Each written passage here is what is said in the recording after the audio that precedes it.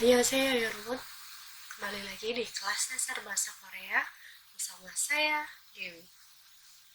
Kita memasuki pelajaran mengenai peribahasa di bagian yang kedua.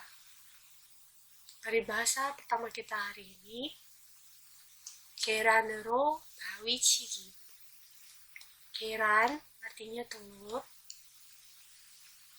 ero adalah partikel, bisa untuk keterangan tujuan, tapi pada kalimat ini adalah partikel keterangan alat. Jadi dalam bahasa Indonesia bisa diterjemahkan menjadi dengan. 계란으로, dengan telur. 바위 artinya batu. 치기 berasal dari kata 치다 yang artinya memukul. Sini pakai gi adalah tata bahasa untuk mengubah kata kerja menjadi kata benda. Biasanya akhiran G ini dipakai untuk kalimat-kalimat singkat maupun untuk list ya atau daftar. Sehingga kalimat ini makna harfiahnya adalah memukul batu dengan telur. Artinya ya sudah pasti kalah ya, karena kita menyerangnya dengan sesuatu hal yang lebih lemah. 고래 사움에 새우 등 터진다. 고래 artinya ikan paus. 사움 artinya perkelahian. Berasal dari kata sauda yang artinya berkelahi. Ini bentuk kata kerjanya ya. Kemudian ditambah dengan tata bahasa miem. Ini belum pernah kita pelajari. Jadi tata bahasa ini adalah salah satu cara untuk mengubah kata kerja menjadi kata benda. Jadi kalau sauda kan berkelahi, sedangkan saum perkelahian. Tapi ini hanya kata-kata kerja atau kata-kata sifat tertentu saja yang bisa menggunakan ini, jadi nggak semuanya. Itu ada aturannya lagi ya. Pada perkelahian ikan paus, 새우 artinya udang, 등 lainnya, 터진다 hancur atau meledak. Kata dasarnya 터지다, tapi kenapa di sini ditulisnya 터진다? Ini juga kita belum pelajari. Jadi salah satu bentuk akhiran kalimat, terutama untuk bentuk kalimat tulisan yang sudah kita pelajari kan bentuk kalimat lisan ya. Akhirannya tergantung kepada siapa kita berbicara ya. Ada sopan formal, sopan informal, dan kasual. Sedangkan untuk bentuk kalimat tulisan ya ada bentuk yang seperti ini, mienda. Kalau kata sifat dia sesuai dengan bentuk dasarnya. Sedangkan kalau kata kerja atau tulisan dia ditambahkan bentuk mienda. Oke, untuk pemula tidak usah pusing-pusing. Cukup tahu, oh ada loh hal yang seperti ini. Itu saja. Pada perkelahian ikan paus, udang dan lainnya hancur. Peribahasa ini maknanya yang kecil-kecil menjadi korban dari perkelahian yang besar-besar. 고생 끝에 낙이 온다. 고생 artinya kesulitan atau kesusahan.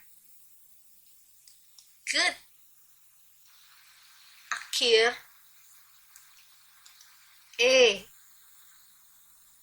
Partikel keterangan waktu pada akhir kesulitan. Nak artinya kesenangan. I, ini bentuk partikel subjek. Unda berasal dari kata uda yang artinya datang. Dia ini adalah dongsa atau kata kerja. Kebetulan di sini dalam bentuk kalimat tulisan sehingga dia sama seperti peribahasa sebelumnya memakai bentuk enda sehingga menjadi unda. Pada akhir kesulitan, kesenangan datang. Ini sudah jelas sekali ya artinya ya. Jadi setelah bersusah payah akan ada hasil yang manis. Apa tuh peribahasanya dalam bahasa Indonesia? Berakit-rakit ke hulu, berenang-renang ke tepian mungkin ya. Bersakit-sakit dahulu, bersenang-senang kemudian. 고양이 목에 방울 달기. 고양이 artinya kucing, mok leher,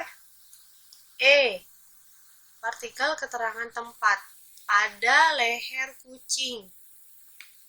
Pangul ini artinya ada beberapa, salah satunya dan yang paling cocok untuk kalimat ini adalah lonceng. Dalgi berasal dari kata dalda. Ini juga ada beberapa arti pada kalimat ini, artinya memasang atau menggantung. Ya, dia dalam bentuk kalimat singkat, dituliskannya dengan bentuk akhiran gi.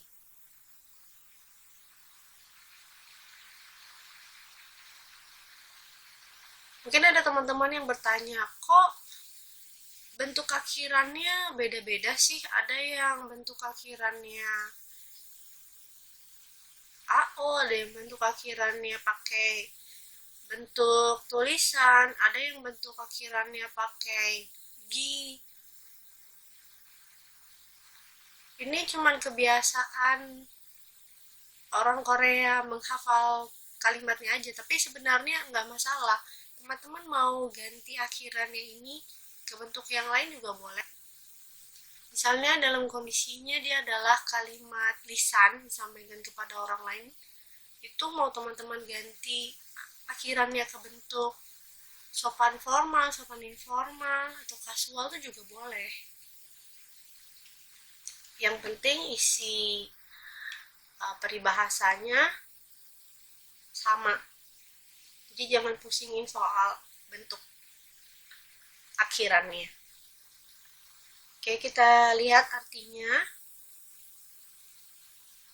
Menggantung lonceng pada leher kucing. Apa ya kira-kira maksudnya? Jadi ini ada ceritanya.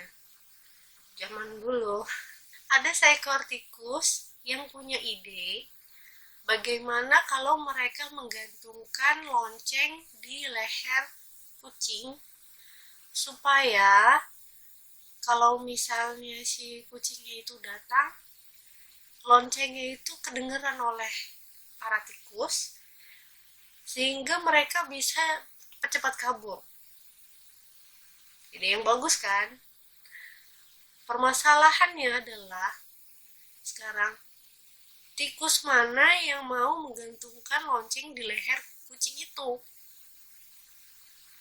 Nah, si kumpulan tikus itu mereka saling tunjuk-menunjuk, udah kamu aja di sana yang gantungin. Kenapa? Karena itu pekerjaan yang berbahaya kan, menggantungkan lonceng di leher kucing bagi seekor tikus ya kan. Salah-salah nanti bisa dimakan. Jadi mereka nggak ada yang mau ngambil resiko mati gara-gara itu. Mereka saling tunjuk-tunjuk, udah kamu aja. Akhirnya apa? Akhirnya ide yang sulit dilakukan itu nggak ada yang melakukannya. Diskusi yang sia-sia aja. Itu dia. 공든 탑이 무너지랴. Gongden berasal dari kata gongdelda yang artinya bersungguh-sungguh. Kenapa di sini dia jadi nian? Karena menggunakan tata bahasa enen sebagai penjelas ya. Sehingga gongdelda itu menjadi gongden. Menjelaskan apa? Kata benda yang ada berikutnya. Tap artinya menara. Gongden tap. Menara yang sungguh-sungguh. Maksudnya menara yang dibuat dengan sungguh-sungguh. I partikel subjek munojiria berasal dari kata munojida yang artinya runtuh atau roboh. Di sini dia akhirnya jiria. Ini belum pernah kita pelajari juga. Ya, ya itu bentuk pertanyaan ya sebenarnya. Akankah? Sehingga munojiria akankah hancur? Menara yang dibuat sungguh-sungguh akankah hancur?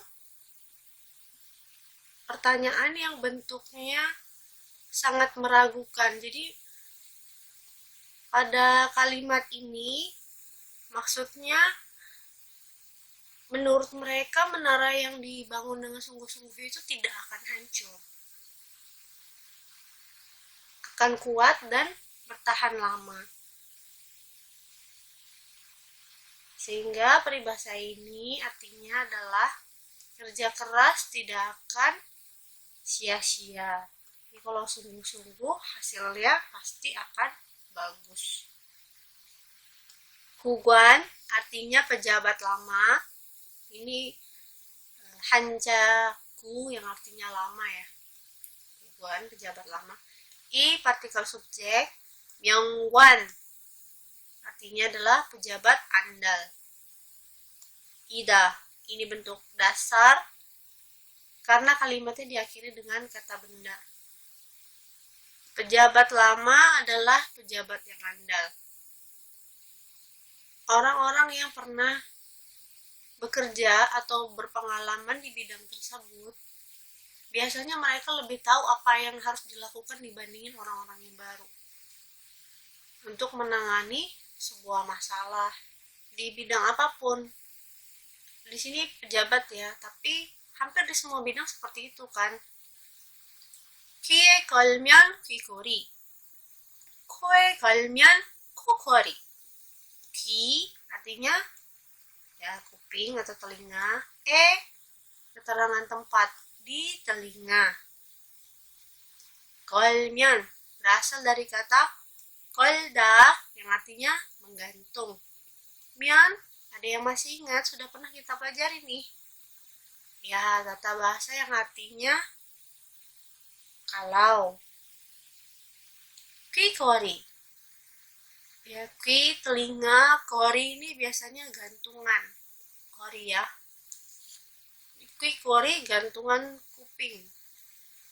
Kalau dalam bahasa Indonesia itu diterjemahkan menjadi anting. Ko artinya hidung. Artikel keterangan tempat di hidung. Kalmyang ini sama ya. Kalau tergantung. Kokori gantungan hidung. Misalnya gantungan hidung itu gimana? Itu seperti tindikan di hidung. Apa ya bahasa Indonesianya? Cincin hidung? Anting hidung? Kalau tergantung di telinga, gantungan telinga atau anting. Kalau tergantung di hidung, dia gantungan hidung atau anting hidung. Benda yang sama, misalnya logam bulat kecil ya, itu kalau ditaruh di telinga, orang akan bilang itu anting kuping. Tapi kalau benda yang sama ditaruh di hidung, maka orang akan menyebutnya wah itu anti hidung. Padahal bendanya sama. Jadi sebuah benda, sebuah hal, sebuah masalah yang sama. Tiap-tiap orang itu punya sebutan atau pandangan yang bisa saja berbeda-beda. 그림의 떡. 그림 artinya gambar. 의 di sini adalah partikel kepemilikan atau penjelas. Kalau teman-teman dengarkan tadi saya bacakan 그림에. Jadi memang di sini tulisannya adalah 의. Tapi partikel ini juga bisa dibaca 그림의 떡. 떡 artinya kue beras. Kue beras khas Korea ya, yang putih, lonjong, agak panjang bentuknya. Teman-teman sudah pernah coba? Jadi artinya adalah tok berupa gambar. Bagaimana kalau makanan hanya berupa gambar? Kita liatin, kita pengen sekali makan, tapi tidak bisa kita makan. Nah, jadi peribahasa ini maksudnya hanya sebuah angan-angan atau sesuatu hal yang tidak bisa kita miliki. 그거 부스럼. 그거 berasal dari kata kita yang artinya menggaruk. Di sini dia kok 그거 jadinya. Ya, karena memakai tata bahasa AO. Bentuk perubahannya sudah pernah kita pelajari, tapi tata bahasa ini belum ya. Jadi AO itu digunakan untuk kegiatan yang berlanjut. Jadi kegiatan yang ini dulu, kemudian kegiatan atau hasilnya. Ya, bentuk AO-nya menjadi 그거. 부스럼 itu artinya bisul. Jadi 그거 부스럼 garuk jadi bisul. Ini ceritanya ada orang yang kulitnya gatal ya. Sebenarnya gatal itu akan hilang sendiri kalau misalnya tidak diapa-apain. Tapi karena orang itu merasa gatal dan pengen melakukan sesuatu dan dia akan berharap kondisinya akan jadi lebih mendingan, dia garuk-garuk itu sakit kulitnya. Jadi kulitnya memerah, luka, sampai muncul bisul. Jadi peribahasa ini sama seperti kejadian itu. Niatannya untuk memperbaiki keadaan, menyelesaikan masalah. Tapi justru perbuatan yang dia lakukan itu menimbulkan masalah baru atau masalah yang lebih besar. Oke, peribahasa penutup pelajaran kita kali ini. 금강산도 식후경. 금강산 ini adalah Gunung Gemgang. Ya, san itu artinya gunung. Ini nama gunungnya, Gemgang. Adanya di Korea Utara ya. Orang Korea zaman dulu, waktu belum terpisah, mereka sangat mengagumi sekali gunung ini karena sangat cantik sekali. Tuh juga Sikhugyong. Ini berasal dari Hanja ya, atau tulisan karakter Tiongkok. Artinya adalah dinikmati setelah makan. Gunung Gemgang pun dinikmati setelah makan. Mau melakukan hal apapun, yang paling penting perut terisi dulu. Jadi seperti kita melihat Gunung Gemgang, pemandangan yang sangat bagus sekali. Tapi kalau perut kita keroncongan, ya kita nggak akan bisa menikmatinya. Begitu juga dengan hal yang lainnya. Sekian dulu pelajaran kita hari ini. Masih ada lanjutan pembahasan tentang peribahasa di sesi berikutnya ya.